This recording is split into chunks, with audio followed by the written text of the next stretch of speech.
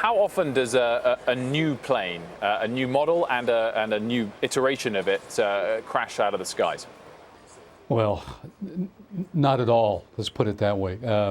Boeing had some issues with the 787, but they were minor issues at least that could be rectified. This is just unprecedented, unusual for this kind of thing to happen. You just don't see it. What about when it happens twice and they both happen so soon after takeoff? Well, let's preface this discussion with the fact that, right now, yes, there are incredible similarities to it, but the field investigation is still in progress. So there indeed could be other causes for this particular tragedy.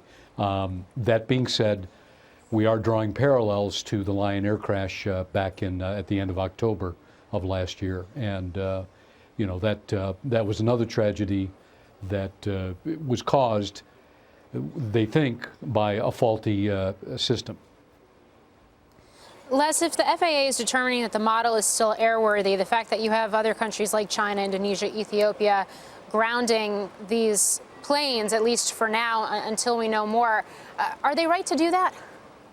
Well, I think they're reacting with an abundance of caution. Here in the States, we have an incredibly experienced bunch of United States, a bunch of pilots, with a lot more time on average than the Asian countries. I'm not trying to disparage any of the Asian pilots. They're great colleagues of mine, but they have less experience. That doesn't mean that this situation couldn't have overwhelmed a seasoned pilot. It's just that maybe the reason to halt the flights of these aircraft until something substantial comes out to determine the cause for these other countries. Les, one of the selling points, I guess, initially of this model by Boeing was to say that it was not going to be necessary to have a ground-up retraining of pilots, correct? I mean, was there a way in which they tried to kind of get this model out there without necessarily going through what might otherwise be typical of a sort of a training round? Well, every new variant of any model airplane is going to have some differences, and we call it differences training. Apparently, Boeing did not think that this was a substantial enough difference to inform pilots about. Many airlines did not have this. This is what disturbs me. Didn't have the description of this particular system and what it would do.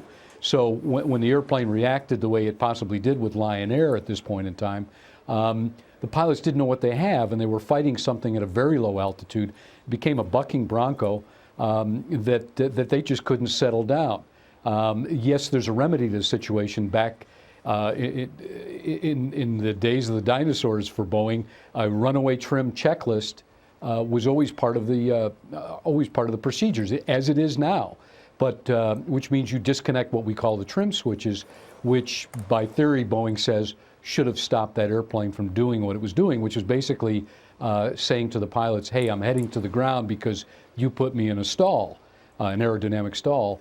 And the faulty sensors may have provided them with faulty information.